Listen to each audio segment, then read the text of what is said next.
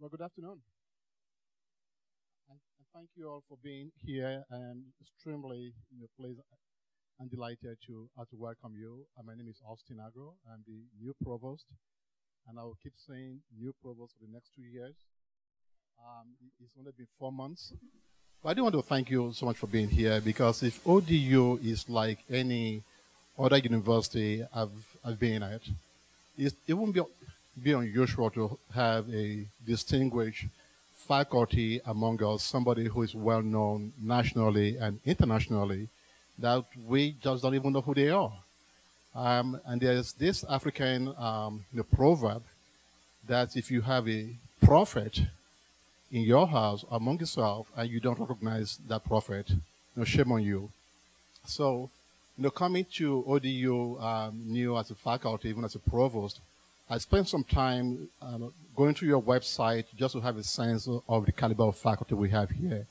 I must tell you that I am extremely very impressed with the quality of faculty we have here, and I think it would be a shame if we don't do something to recognize them as our colleagues here. So that's really the thinking behind this program, and I'm glad to see so many of you turn out. If this is an indication, I think most of you probably agree with me that this is a good idea for us to celebrate the accomplishments of our colleagues. And I'm so pleased that Professor Tim Seibles agreed to be our first the provost showcase guest. And I actually went online to Google his name to see how many pop-up I will get. The first slide, I went to page 10, and the pages just kept going on and on. So I really don't know how many hits he has already had. But for those of you who may have done that, maybe you can tell me. But he's somebody who's well recognized, not just within our region here, but internationally. And I'm also pleased that I'm delighted that we have one of our colleagues who has agreed to help us with the conversation. Again, I call this a conversation. It's not your typical research presentation. I want to know the person behind that record. That's what I want to know. I don't know what you guys want to know. For me, just like, who are you? How did you get here? What was your journey in life? Because we all have stories. One of my favorite shows on CBS, I don't know if you watch on CBS, where the guy will go out and put up the map of the US and throw a dart. And we'll go to that place there and tell somebody's story there. It's just amazing, just ordinary folks doing so many wonderful things. I have my own stories, and I'm sure we all have stories. So this evening, we're going to hear the story of one of our colleagues, Professor Seibles. But to help us with the conversation, Professor John Mcmanus has agreed to be the moderator. He is an assistant professor of English, someone who also directs our MFA creative writing program here at ODU. He was a Fulbright scholar in 2013 and 14 and spent a year as a guest lecturer at the University of Cape Town, South Africa.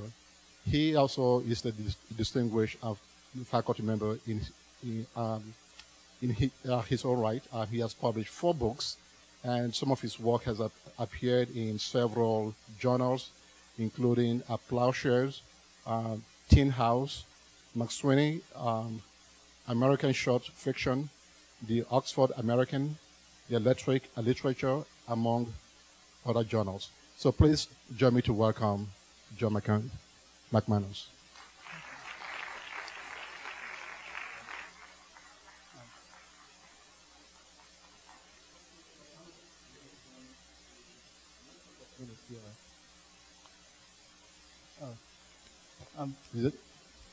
Is this you on? Oh, thank you again. Having a conversation with our Professor Tim Seibles. He is a faculty member in the College of Arts and Letters, and someone who is well known nationally and internationally. Became a faculty here at ODU in 1995. He is the author of several collections of poetry. Recently appointed by the governor as Virginia Poet Laureate. But the one other thing that's really unique about this colleague is that he's somebody who's well admired by faculty, by students. And here's what one of his students said about him. He said, Seibles is fantastic. He understands rhythm and words like no other professor can explain. The way he speaks helps me visualize the patterns and effects of words and line length. Where other professors are technical, Seibles understand how to get to the primal understanding of language. Again, join me to welcome Professor Seibles.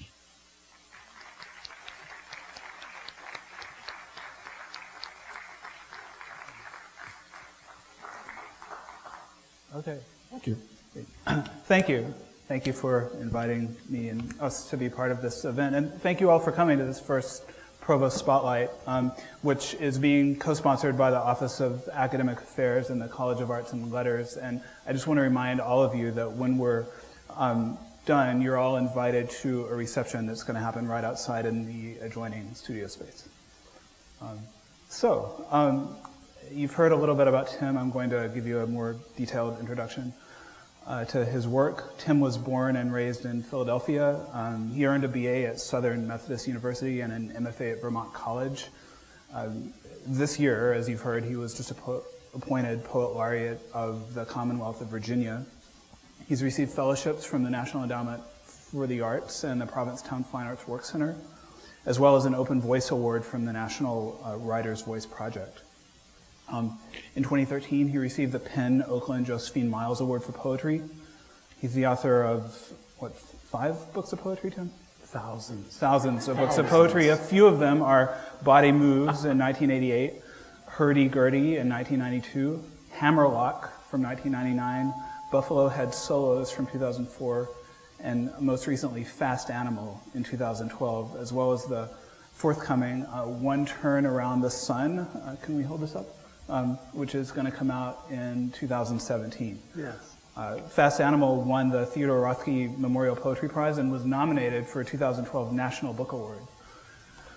His work has been featured in the anthologies In Search of Color Everywhere, a collection of African American poetry, Black Nature, 4 Centuries of African American Nature Poetry, and Best American Poetry in 2010. And he teaches here at ODU, where he is my colleague in the MFA Creative Writing program. Without further ado, I'm going to begin getting to the bottom of the grilling. Tim Seibles' life and work. We're going to find out all your secrets. I thought we could start with your childhood in Philadelphia. How did your family and your teachers influence your direction in life and contribute to your eventually becoming a poet? Well, my mother was an English teacher, and in addition to that, long before we ever went to high school or junior high school, she would often read stories to my brother and I at night. Not poems so much, occasionally some nursery rhymes and stuff, but it was the stories, fairy tales and all those things that she read.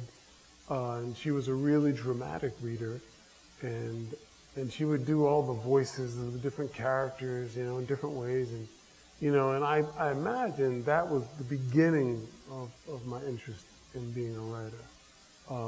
I think that I wouldn't have been able to say that then, but I think that was when I started to see that language could be turned into, you know, a kind of magic spell or something. But on, you know, down the road, I think I always liked to read. I was lucky, as I said, because my mother was an English teacher. She really made sure we were good readers, and I think it's something we often take for granted. But if you're a good reader, then reading for pleasure is a pleasure. Whereas my impression sometimes is that I encounter students for whom reading is always a chore. And I always like to read. So I think that also lent itself to me becoming someone who really believed in literature and perhaps thinking that a life in words could be exciting. I was most passionate about football as a kid into my teenage years. I like to write and I love to read, but if you had asked me as a teenager what I wanted to do, I would have said I want to be a pro football player. And I would have said I would like to write novels in the off season. That's what I would have said. I mean, I told people that, you know. And of course, at the time, I thought it made perfect sense. Like, well, I love to write. I love football. Well, when I'm not playing football, I write novels. That's what it seemed perfectly sensible to me. I realize now that it was just the first marker of my complete insanity, perhaps. But yeah, I read somewhere in an interview with you that you said you wanted to write novels at one time, and I don't think I've ever gotten to talk to you about this. Somewhere you said you wanted to become a science fiction novelist, or you loved science fiction as a kid. And I loved science fiction as a kid too, and so I guess my question for you is, why are we not both now science fiction novelists? I know what happened. Yeah, you know, I don't know, truthfully. I guess once you fall under the thrall of the university, they never had workshops in science fiction writing. That's part of it, right? I mean, I'm serious. If I'd been in a workshop that was half science fiction, who knows? Maybe I would have gone down that road. I love science fiction. But it was poetry and fiction. You know, those were our. Was there some sense that science fiction was not literary enough at the university? I'm assuming that's why. I'm assuming that must be why, because why wouldn't there be science fiction as part of a creative writing program? I don't think there. Well, it's not true. There is a popular fiction and speculative fiction feature in the Stone Coast program where I taught, the low residential program in Maine. They have that, and you could be a science fiction writer in that program, but I think it's one of the very few, if not the only program where you can study science fiction seriously, you know?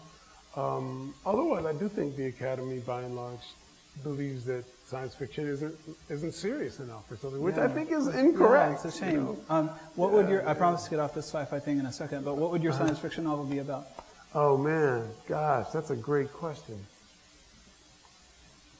All kinds of things, I think. I mean, I really used to love reading Robert Heinlein, you know? Oh yeah.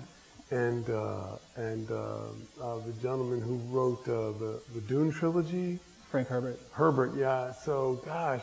And then, what's her name? The woman who wrote Parable of the Sower. You know. You mean Octavia Butler? Octavia Butler, yeah. So I read a lot of them. And so, man, the range of things that they were interested in, it was so huge. I thought you could plant your first step anywhere in the spectrum of such writing. I would probably have liked to have written science fiction that in some way explores some of the strange inclinations that are rooted in the culture, in American culture as we now know it. I mean, what does like an impulse or what does a work kind of mentality lead to? Where does that lead?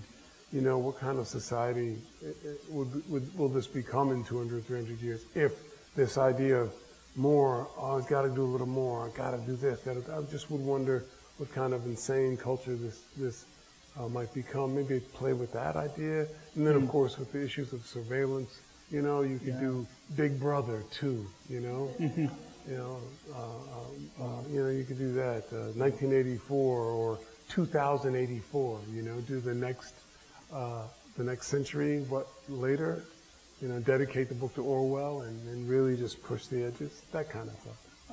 Well, now that I'm directing the creative writing program, I'm going to add by fiat a science fiction genre, and you and I are going to team teach a science fiction class. Absolutely.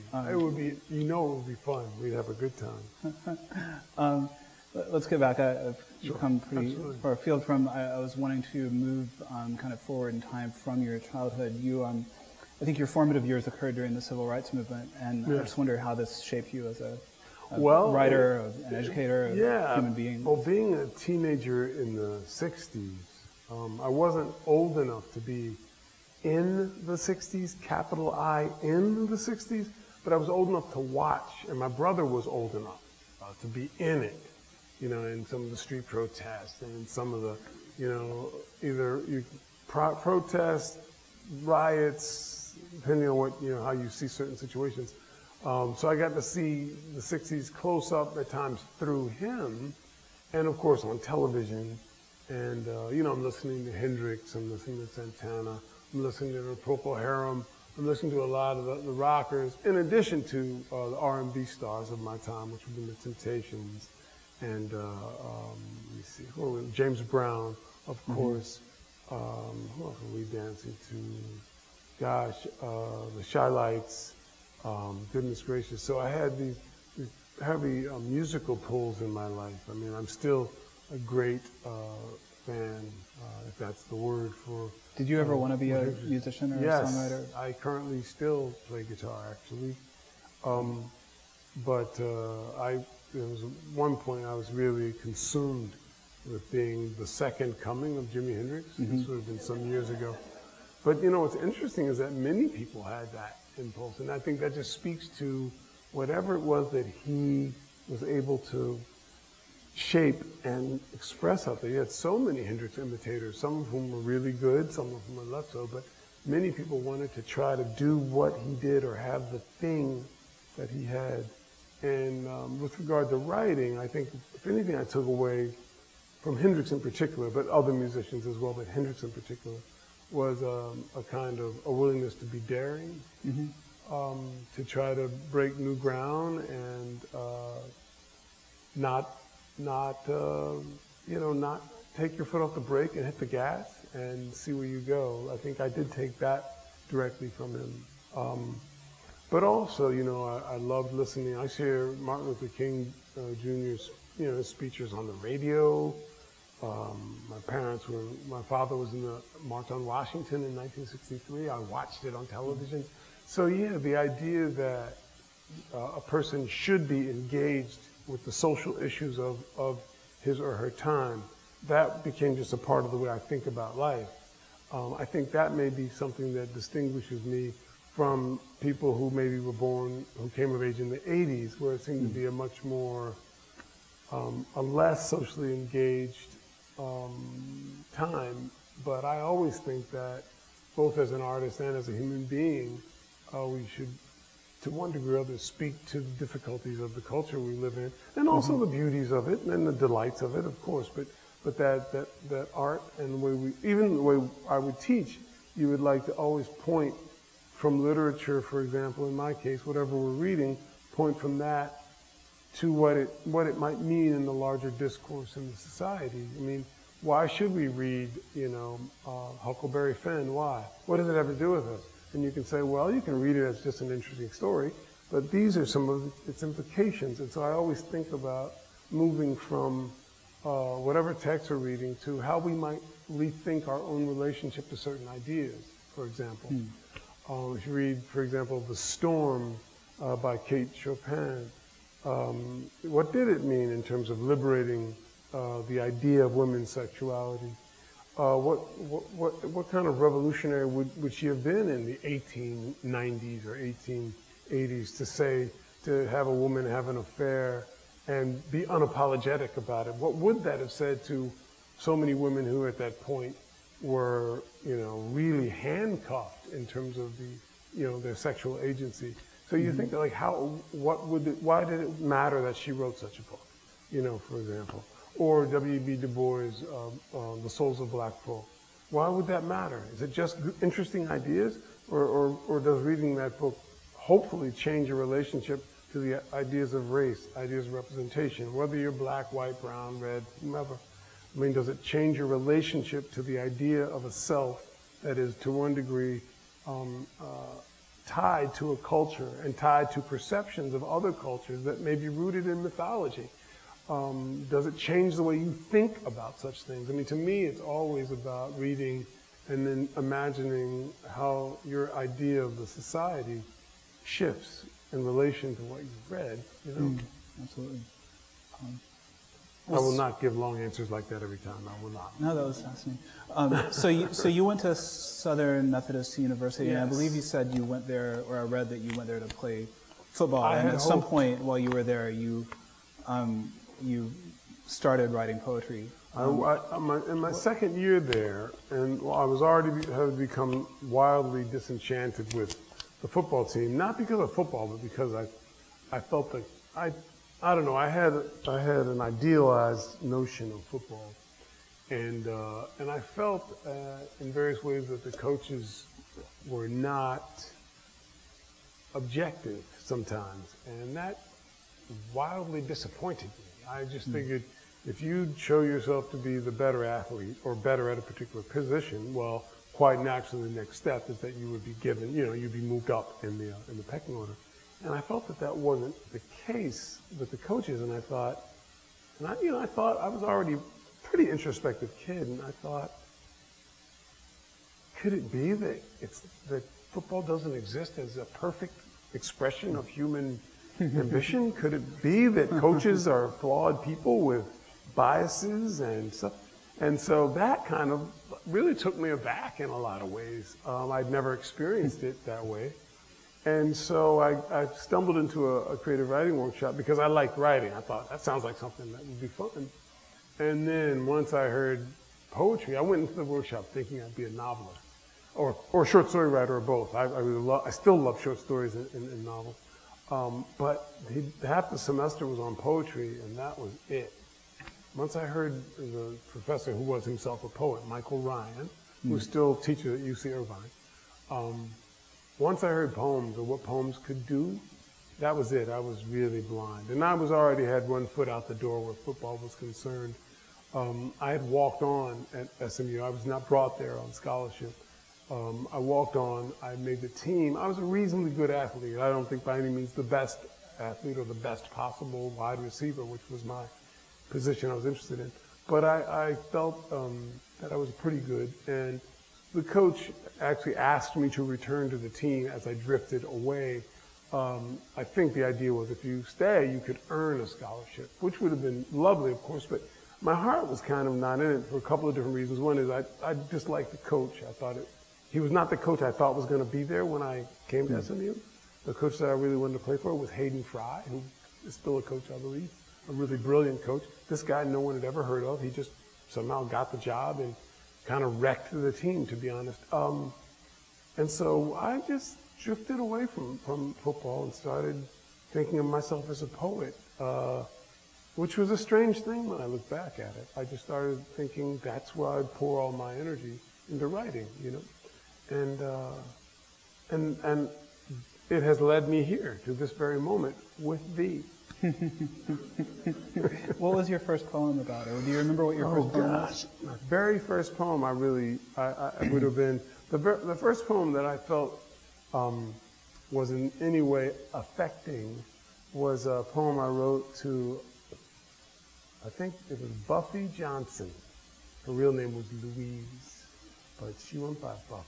And I wrote this poem based on the Letter to the Room Full of Mirrors that Jimi Hendrix had in the Electric Ladyland album. I based it on the same principle. And this, instead of being Letter to the Room Full of Mirrors, it was Letter to Buffy. And I wrote this. I mean, God, I would pay a lot if I still had it. I'd love to see what it actually said. But it was kind of an impassioned, maybe mildly surreal letter. And I remember when I finished it, I remember feeling that I had returned from something like that. I'd been in a trance, and I thought, that's strange. And I liked that feeling. And I remember thinking, it was weird. I was writing, and I felt like for a while I wasn't really here. I was just in what I was writing. And that was the first time I thought maybe I had a feel for the kind of trance that I currently enjoy in various ways as a writer. When you're really so immersed in the language that you really have kind of departed in a way from your physical surroundings. That might have been the first time I did that, and I noticed it. When I was a child, I would write, when I was 8 years old, I'd write all these little stories. Some of them were like 12, 14 pages long, but they were in a little book. They were all science fiction. And I loved doing it, but I don't remember thinking of myself being in a trance at that time, but I just wrote and wrote and wrote, and I still have those. I still have those little booklets with these crazy stories in them. Wow. And I feel very lucky that that's true, but I was about 8 or 9 writing these stories. When it would rain, and I couldn't go outside, I'd write stories, which I thought was the normal thing. I thought that was, well, it's raining, so you can't go outside, so why not write a story? But I realize that now that most of my friends did not do that. You know. So obviously, words meant something to me early on that they didn't to other people. So what was the path from that first poem, The Letter to Buffy, to your first book of poems? Just tell us a little bit about your All right, I'll try and I'll shorten up my answers. Anyway, you know, you're in workshop and your teachers who are themselves really good poets, Michael Ryan, John Scoyles, Jack Myers, the late Jack Myers, they were all my workshop teachers, you know, and they would talk about, well, you know, you have to do this if you're going to be a writer, and you got to start sending things out, and, you know, inch by inch you think, okay, you start to send things out to magazines and so on. This is when I didn't do that well. I didn't really do that while I was in school. I did it after I got out, when I graduated.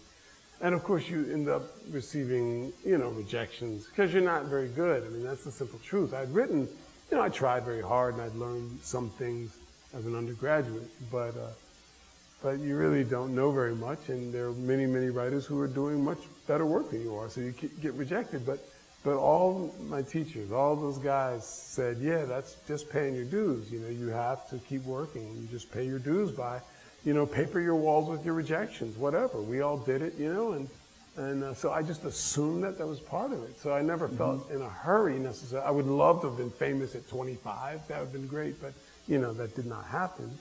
But I just kept writing and sending stuff out, and then you get a couple things taken by a little magazine, and a couple more, and, you know, and you put together a manuscript, and of course it's probably lame, but you think, oh, it's my first book. My first book that I put together after college was called The Mob, Mob, not about the mafia.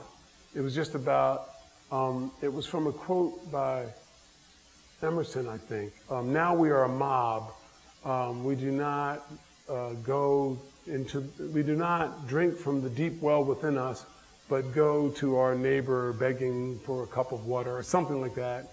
And the idea was that you're a mob because you don't think about being the unique being that you are, and you always go to other people for affirmation, or something to that effect. And I thought the mob would be a cool name for a book.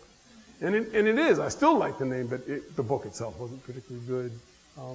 And then I wrote another book whose title I can't remember, and then it was shortlisted for a prize. Just a little press was doing something, not a big thing.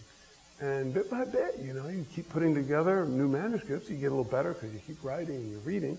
And then Corona Press, I sent my first book called Body Moves, which is, the title is from a quote by Theodore Ruttke. The prize that I won many years later, which I thought was kind of crazy. The first book is called Body Moves, and I sent it to Corona Press. And after having sent it several places, and I'm saying, yeah, it's interesting, but, you know, we're busy, leave us alone. And Corona Press wrote back and said, in the letter, we would like to publish your book. And I stared at the letter, and I stared at it, and I thought, am I reading this right? And sure enough, you know, they wanted to do it, and that's how it happened, really. Just persisting and being naive enough to believe that if I keep working hard, of course I'm going to be published, because that's not how it works necessarily. I just believed that, you know, and that's how I got from my first poem, Letter to Buffy, to Body Moves, probably 15, 16 years later. From Letter to Buffy to Body Moves, about 15, 16 years. I'd never thought of that. Oh. I want to talk about themes in your work. And this is, I mean, I think maybe writers find this to be a frustrating question. People ask you, like, what do you write about? And you don't want to, I mean, because you want to be able to write about anything, and you want to just say, well, go read the books and find out. But like your bio states that you approached themes of racial tension and class conflict and intimacy from several directions at once in poems with plain-spoken yet fast-turning language. I mean, how do you classify yourself as a poet? I mean, it is a difficult question. I like to think I cover a pretty wide range of subjects in my poems. I mean, I like humorous poems.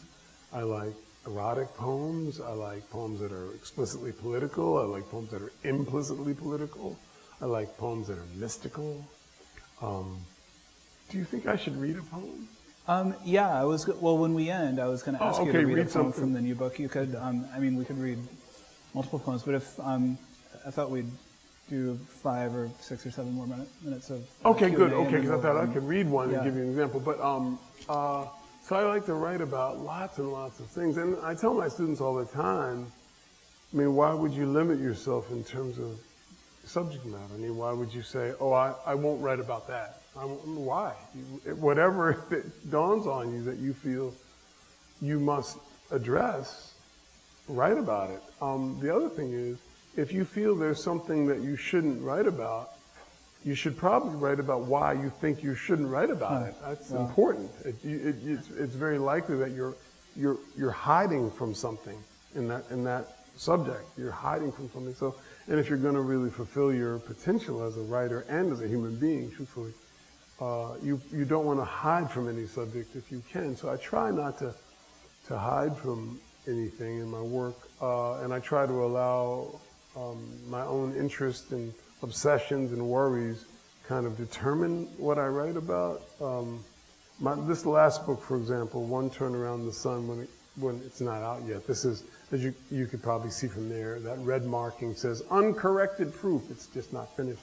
They're going to make some adjustments inside the body of the thing. But that book is and not completely, but heavily about my parents, who are both 88 and not well. And so their lives became more and more consuming to me, both practically speaking in the sense of having to figure out how to take care of them, but also just in terms of reflecting on how their lives shaped my life. And so that book is really, in large part, the center piece of that book is their lives and influence on me and how I perceived them. But the next book won't be that. You know what I mean? So I will move to another place. And so I think there are clear connections in terms of questions about race, questions about sexuality, mystical interest, dealing, to the degree that we're capable of it, dealing with questions of mortality, dealing with memories. I mean, all of us carry with us memories, some good, some bad, but we're, to varying degrees, each moment that we live is informed by what we remember. So I've written about that. Now that will probably stay with me in various ways for everything I write, but the focal points will shift. So I don't really have any particular sets of themes that I think about when I'm writing. You just write, and then you look back and say, it's about these things. But I never start with a theme in mind. Okay. I want to talk briefly about your career as a teacher. You've taught here for how many years? 21. 21, and before that I think you worked for the Texas public school system. So, for 8 years public schools, 2 years at a private school. Yes. Also, what caused you to move from secondary education, I'm assuming, to university level teaching? Again, how's your teaching changed since? Well, okay. It's really luck. I've never had exactly a career plan, and therefore I think I've been fortunate. I've worked hard as a writer. I've always thought about writing and trying to revise and do these things over the years, many years since college. And so maybe that was a kind of career plan, to become a better writer. But I never knew. I thought it would be cool to teach college, but I never thought my plan to get to a university is this. I never thought about that. And so I was in Dallas teaching in high school. I taught 8 years in public schools, and in 2 years I got an offer to teach at the Episcopal School of Dallas, and the money was substantially better. And I thought, well, it'd be nice to have a few more dollars in my pocket, so I did that for a couple of years. But that had its own restraints and difficulties. And then I was offered a fellowship to the Provincetown Fine Arts Work Center, a writing fellowship, which was, for 7 months. And which meant, I can't be in Provincetown and be teaching high school in Texas. So I packed my car after 2 years of teaching at the Episcopal school, and I was ready to go. I was ready to go. It's fine, you know. Chapel was fine, and wearing a tie every day was okay, but not really the thing that was going to sustain me. So I packed the car. I had this little tiny car, drove up to Massachusetts and spent 7 months there, really with no idea what I was going to do. I mean, I really was not making particularly careful plans. I thought I could always figure out a way to make money somehow, but I didn't have a plan. And then I was the writing coordinator for the center for a couple of years. And then I was adrift the cosmos in Cambridge, really. I was living in a room in someone's house, you know, paying rent for a room in their house. And Scott Cairns, who used to teach here, who had seen me read in Texas years ago, was currently running the creative writing program here. And he somehow found out how to contact me, which I still think is a kind of miracle, because we had not exchanged information, and we hadn't seen each other in years. And he said, "You should apply for this job at Old Dominion University." And I said, "Okay." I had tried to apply to some other places, and in fact had gotten a job offer at Connecticut State University, right? Central Connecticut State University in New London, Connecticut. And I thought, well, I can do that for a year and see what happens. But I also, when I came down here, I got an offer. And since I hadn't signed a contract for Central Connecticut State, I thought, someday I will meet John Mcmanus if I go to ODU. and so I signed here, and I've been here ever since. That's 1995 until this very minute. And that's how I got from high school to college. It was really just stumbling around. I did not have a careful plan. I don't want to give anybody the impression that I knew it was going to work out this way. I figured my life would work out. I just didn't know how exactly. I don't have time to ask you too many more questions of my own, but real quick, what are your responsibilities as Poet Laureate? And how much power do you have? You get an office? Do you have the governor's cell phone number? Can you give it to us? I don't have the governor's cell phone number, though I just was at the Library of Virginia Book Awards in Richmond, and I was giving the winning poet, I was giving him the award. And the governor was there, and we shook hands, and I said, "Do you remember we met in President Broderick's box at the football game last fall?" He had come to see a game. And he said, "Oh, yeah," but I don't think he really remembered. But, but he said, "Oh, yeah, I remember," because I was teasing him. I said, "I'll write you an inaugural poem someday," and I was just teasing, right? But, yes, I did see the governor. But with regard to responsibilities, I think they just assume that you'll make yourself reasonably available to read in different places or be here doing such things as this, interviews for newspapers, magazines. I think they assume that, and so I've always felt that it was important to be an ambassador for poetry anyway. So it just, if anything, being the Poet Laureate allows me greater access to the opportunities to read and or teach and or talk about why words might matter or why poetry might be something someone would want to integrate into their lives. That's basically how I'm taking it, because I asked somebody, actually, are there specific requirements for this post?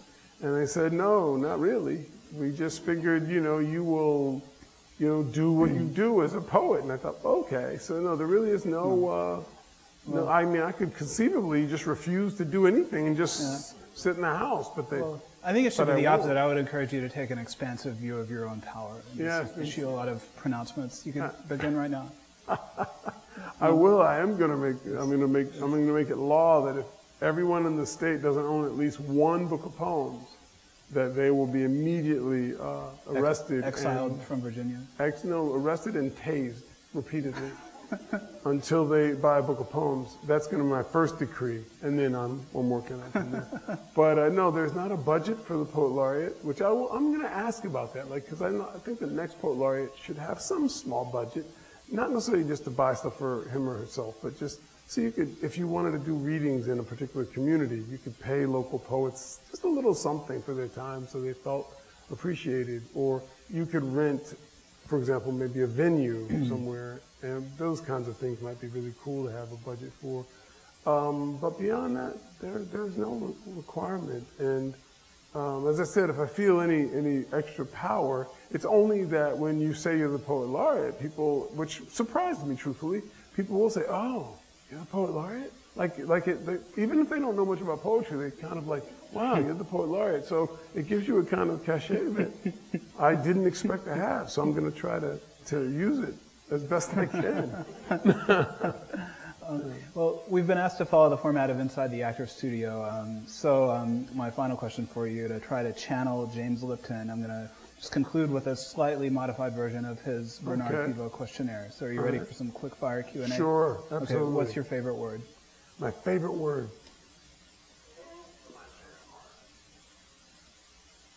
God, that's a strange question. I'm just paging through all these sounds in my head. I really like the sound of the word ebullient. What's your least favorite word? Trump. I'm sorry. It's not what I meant to say. That was an accident. That was subconscious and it just jumped out of me. What turns you on creatively, spiritually, or emotionally? Oh, wow. Well, I think anything that moves me. I mean, it can be beauty, it can be a real ugliness, sorrow, bad news, good memories, difficult memories. Anything that moves me can make me want to write. And for me, you said spiritually, creatively, and Emotionally. See, to me, all those things are of a piece. They're all interwoven like a kind of rope, together. So I would say any of those things would be connected to, what I felt. Spirituality is about an emotional response to life. And the emotions, of course, are a reflection of spirit, and creativity is rooted in the movements of the spirit and the movements of the heart, right? I mean, everything is woven together. I can't separate them. So, what turns you off? I guess fanaticism. I hate people who cannot think but one way, who can't imagine the world in any other but their own terms. Trump. What did someone say? Did someone say? I didn't no, but you know what I mean? That's that kind of attitude, that kind of total megalomania where you can't imagine anything but your own sense of things. That can mean, real fanatical religious fanatics. It can mean people who are egomaniacs. It can mean any number of things. But yeah, that's one of the things I most dislike. Yeah. What is your favorite? Again, this is James Lipton, not me. What is your favorite curse word? My favorite curse word, God. It's funny. I never thought of imagining one better than the other. No, they're all so good. Well, I know the sound. I guess if you're really upset, I guess fuck, I mean, if you really, the sound of that word, I guess, really captures it, I guess. I don't know, man. I never thought about it. Shit isn't bad either. I don't know. Poet laureate of Virginia. What sound or noise do you love? Oh, man, noise, but not music, noise. Sure. What kind of sound? Could be I music. really like, those singing bowls that are used in meditation? Those singing bowls where I love those. I love them. Or even if you hit them on the side and they have that beautiful resonance, that may be my favorite sound. That may be, yeah. What profession other than your own would you like to attempt? Oh, God, if I had another life to live, I wouldn't mind trying to live it as a musician. There are many others. I wouldn't mind being a professional tennis player, musician. I wouldn't mind being a professional, like a modern dancer, not like tap, but like modern, like Alvin Ailey Company, or Palabolas, or Bottom of the Bucket Dance, or what's her name? Anyway, there are a number of dance companies. I would love to be a good enough mover and be so embodied as to be a dancer. Any of those would be really good. What profession would you not like to do? Oh, I think I would not want to be a cage fighter, the UFC fighters. I think exciting, but not my cup of tea. I just don't think I could stand hurting someone or really being hurt and making a living at it. That would not be good. Okay, and finally, if heaven exists, what would you like to hear God say when you arrive at the pearly gates? Oh, man. What would I like to see hear God say when I got to the gates? Something like, come in, son. There's a lot of stuff I need to explain to you. That would be really cool. That would be what I'd like to hear, you know. Will you read us a couple of poems from your new Sure, collection? I will. I'll read Or from Fast one Animal. from Fast Animal and one from the new collection. Okay, great. I'll try to make them, well, we have a little time. Yeah. Okay. Try not to read anything too long.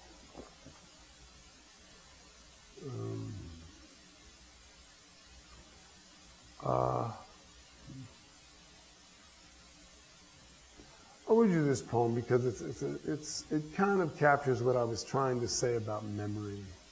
It's a poem called Dolores Jeffs. It's just you know, anyway.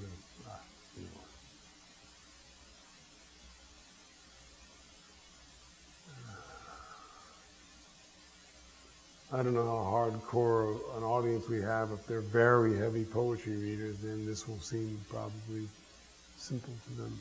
Dolores Jeffs. I mentioned Terry in here. Terry is a good friend of mine. We grew up together, and we spent much time admiring Dolores, who we thought was the most beautiful girl in Philadelphia when we were in high school. Dolores Jeffs. It seems insane now, but she'd be standing soaked in school day morning light, her loose leaf notebook flickering at the bus stop, and we almost trembled at the thought of her mouth filled for a moment with both of our short names. I don't know what we saw when we saw her face, but at 15 there's so much left to believe in, that a girl with sunset in her eyes, with a kind smile and a bright blue miniskirt softly shading her bare thighs, really could be the goddess. Even the gloss on her lips sighed, kiss me, and you'll never do homework again. Some Saturdays, my ace, Terry, would say, guess who was buying T-Berry gum in the drugstore on Stenton? And I could see the sweet epiphany still stunning his eyes. And I knew that he knew, that I knew he knew I knew. Especially once summer had come and the sun stayed up till we had nothing else to do but wish and wonder about fine sisters in flimsy culottes and those hot pants James Brown screamed about. Crystal Berry, Diane Ramsey, Kim Graves, and her. This was around 1970. Vietnam to the left of us, black Muslims to the right. Big afros all over my Philadelphia. We had no idea where we were, how much history had come before us, how much cruelty, how much more dying was on the way. For me and Terry, it was a time when everything said, maybe. And maybe being blinded by the beauty of a 10th grader was proof that, for a little while, we were safe from the teeth that keep chewing up the world. I'd like to commend my parents for keeping calm, for not quitting their jobs or grabbing guns, and for never letting up about the amazing, quote, so many doors open to good students, unquote. I wish I had kissed Dolores Jeffs. I wish I could have some small memory of her warm and spicy mouth to wrap these hungry words around. I would like to have danced with her, to have slow cooked to a slow song in her sleek toffee arm. Her body balanced between the Temptations' 5 voices and me, a boy anointed with puberty, a kid with a B average and a cool best friend. I don't think I've ever understood how lonely I am. But I was closer to it at 15 because I didn't know anything. My heart so near the surface of my skin, I could have moved it with my hand. Thank you. And I'll read a shorter one from the new collection. As I said, it does have many things in it. Much of them roll around issues concerning my parents, also memories of my own life. Let me see.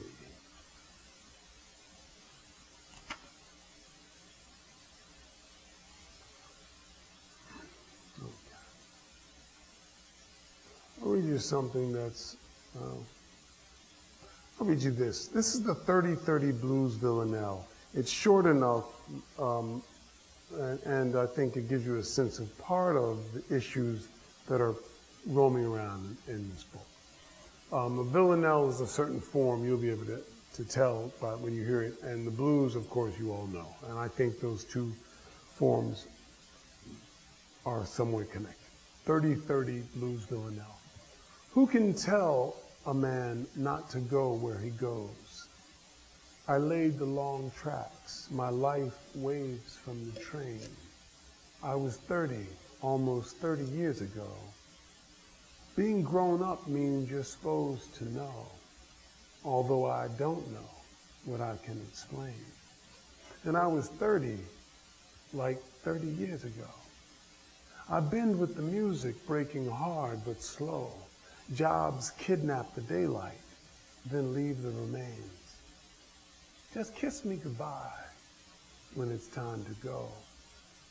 It looks like we're losing, but say it ain't so. Dumb news and new killers get most of the fame. Why tell a man not to run when he goes? My dad's on a walker, his whole life in tow. If you'd seen him at 40, you'd say, what a shame. But he was 40 almost 50 years ago. Sanity pretends to pretend that you know. You've seen some good friends go off in the brain. Luck's hand was better than their hands could show.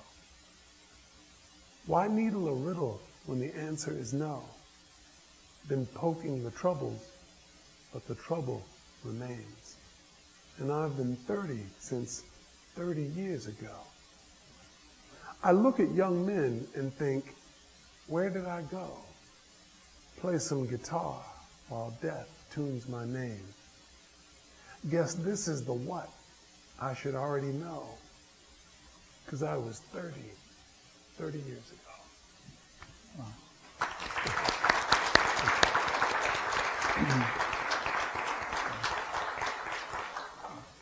Thank you, Tim. I think we have time for some questions from the audience. So, all right, look. Yeah.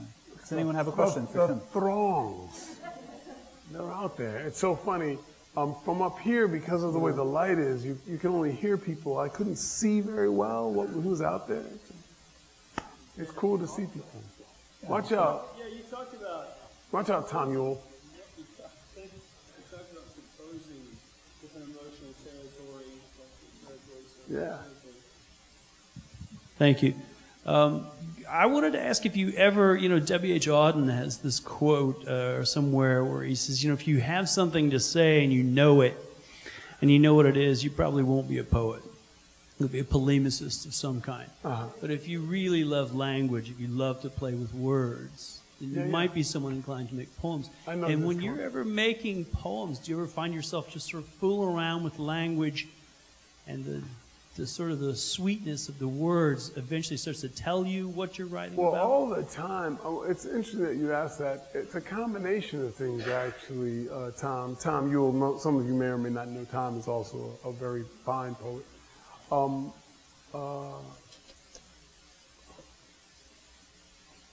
I think that the things happen simultaneously for me. Like, oftentimes I'm moved to write about something in particular. My mother, something happens that's difficult or wonderful in the world. And so when I'm writing, the playing is part of the process. And so initially, maybe a particular thing will be said. I mean, maybe you say something naked, you know. But very quickly, once I start revising or rewriting, then that's when I can invite a wilder sense of the language into the game. So those things don't happen separately from me. So even if I'm writing a poem, like if I'm writing a poem and very, very quickly I recognize it's an anti-war poem, for example, it doesn't mean I don't still invite the music of the language into the dance as I'm composing, you know what I mean? I can't help it, you know what I mean? It's part of the way you think about what words are doing. Because anyone could say, for example, war is bad. Well, we all know that, you know, and people would hear it and just shrug. But if you could phrase or come up with a rhythm or something that in some way carries that news in a way that is affecting, even beyond someone's logical understanding, that's what you're looking for. And that's where, as you know, the music of language comes in. It affects us in ways we're not necessarily able to defend ourselves against. And that's why when we think about rhythm in a poem, for example, one of the ways we're carried or moved by it is in the same way we're moved by music. We can't really resist it at a certain point. And so you like to think that maybe you could weave a certain idea or ideas into a certain musical system in a poem, and therefore it's both a pleasure and a revelation. And maybe the news is not fun, but still one is given the reward of the music of the language, as well as maybe having an idea reframed for them so that they can, maybe it becomes fresh again or energized again, you know? Because if I write a poem called War is Bad and the opening line is, war really is bad, the end, you know, it's not really going to do very much for anybody. So you want to figure out, even in a poem that's really about something dire, there still has to be, as you know, a kind of play in it or a way of a kind of singing in the language, always, I think. I have a question. You said 15 years from Buffy to Body Moves. Uh-huh. Where's Buffy now? And is Buffy in Body Moves, or was she part of No, Body Moves? I didn't mention, the only poem I've written about her is actually in this collection, the latest collection. It's funny that you'd ask. So I had never written about her since that letter to Buffy until that latest collection. I do not know where she is. I think her family moved away from where I knew her, and her last name is Johnson, and there are 10 trillion people named Johnson in the world. Her brother was named Tony, and I went they were in Jenkintown, right outside of Philadelphia, and I went to called information and said, do you have an Anthony or a Tony Johnson in Jenkintown? And Jenkintown's not that big. And the operator said, yes, I do. And I thought, amazing, he stayed.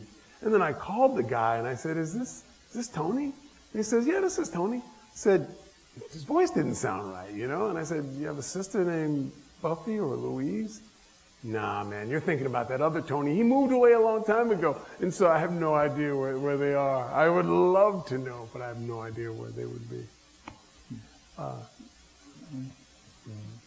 And the Provost has a question, so okay. It's his spotlight, so we can't not let him speak. It really sounds like being a poet is more than just a job. So would you mind talking about how being a poet affects your life, or how you see it? Because a lot of what you said, talking about turn-offs and fanaticism and the way you think about things, is much deeper than just something you do.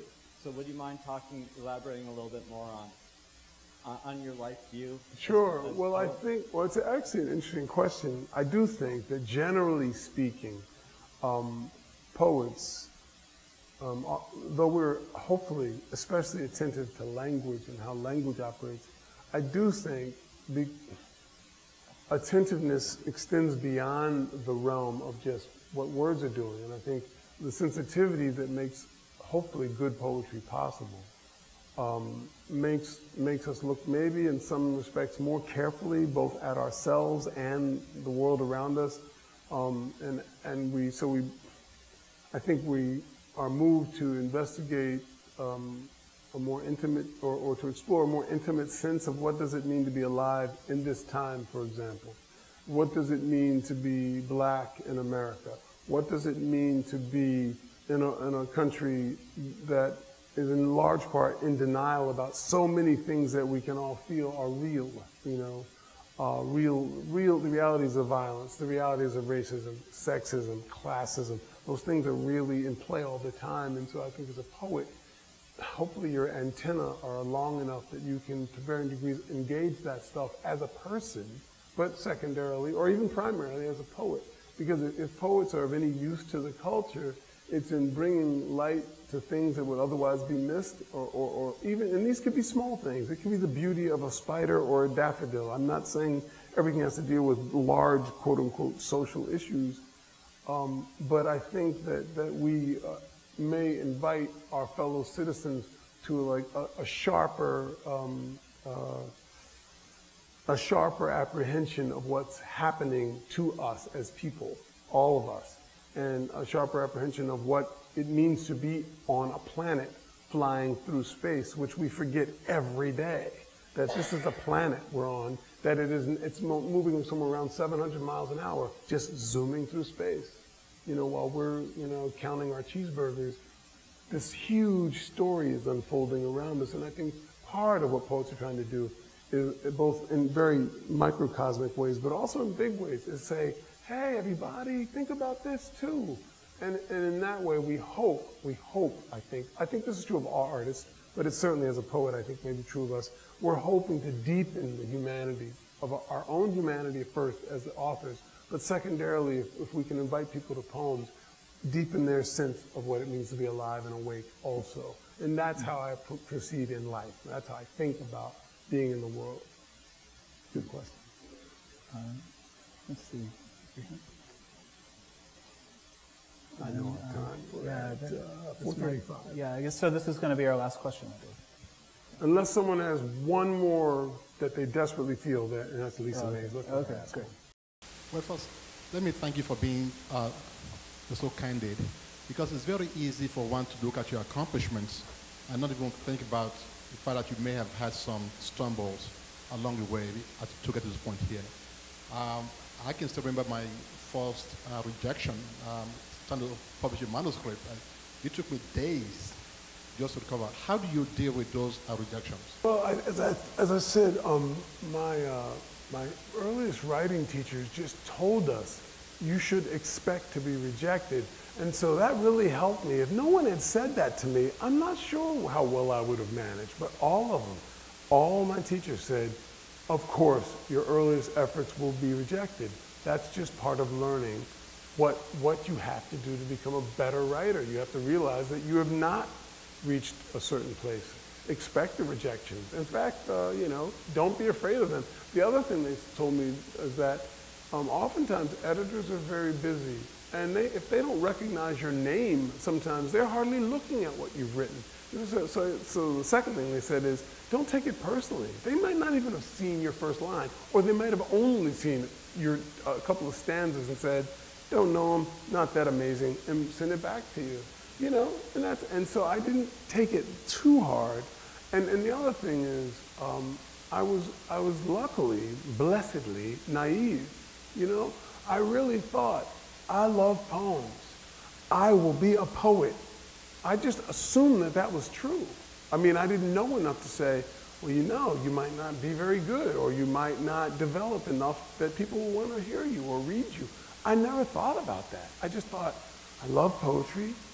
I've seen good poetry. I will make good poems. And I just never thought that wouldn't be the case. And I look back now and I realize, you know, I was just lucky that I was naive in that way, because I never thought to give up. Or, I mean, believe me, I was 33 when my first book was published. So I spent my whole 20s, with, you know, trying to publish things and not getting very much success. And then I got a few poems, individual poems published. And bit by bit you think, okay, well, I'm doing something better. But you have to be lucky. And I was lucky to find someone in Corona Press, this small press in San Antonio, Texas, you know. this man, for who knows what reason, thought he was ready to start publishing some poetry books, because his press up until that point was primarily publishing books about gardening and adoption. Those were the two things that this press published. And so for whatever reason, he thought he had told someone, this is how lucky I was. He told a friend of mine, completely by accident, my friend just happened to be in San Antonio, and he had run into this guy, I'm not sure what the circumstances were, and he told my friend, you know, I'm thinking about maybe publishing some books of poems. Do you have a book, or do you know any people who are trying to publish? And so my buddy called me on the phone and said, hey man, I know you're trying to publish a book. This guy is trying to start publishing poetry. And I sent it to him. I mean, under any number of circumstances, that might never have happened. I could have not published till I was 40 or 50, you know, but that door opened and other doors opened because I had a book out. And so it's lucky. And the stumbles, of course, for me were not necessarily in my efforts as a poet. I mean, you know, I don't know that I was particularly brilliant all the time, but I always liked writing. I always loved to write. So I was going to write. No one was really going to stop me unless they tied me up and threw me in the trunk of a car. And so my stumbles would have been more like being married, getting divorced. You have interpersonal things that challenge your time and your sanity. That makes writing difficult, but I never doubted my love for writing. So my stumbles were never about my efforts as an author. I just was always fighting for time and mental space in which to write. Those were my biggest challenges. And Lisa, you were going to ask a question? Yes. You get a call from Hollywood. It's a producer. He says, we want to develop a movie, the story of your life. Who would be the leading actor that would portray you in that movie? John Mcmanus would be the perfect me. And who would be your number two? No, if I really could choose who would play me, God, what a question. Boy, I must think for just a second. An actor that, you know who would be interesting person to play me as a younger man would be Ludacris, the rapper. He's also a good actor. I've seen him in a few things. He might be interesting because he has a kind of a lunacy about him, hence his name, Ludacris, right? And yeah, I like him. He would be an interesting choice because he himself, of course, being a rapper, is a poet of a different sort, but a poet. And I think even though he can clown and just be about partying or having hoes in different area codes, I think he is a much deeper well than I think people can see. And I think he might be doing an interesting job of trying to portray someone like me who, of course, all of us have two lives, our inner life and our outer life, but I think he might have an interesting way of getting at, you know, some aspects of my own soul. Well, thank you. Thank you all for coming. Thank great. you to the Provost office. Thanks for spending all this time with us. And the College of Arts and Letters. And join us outside for the reception.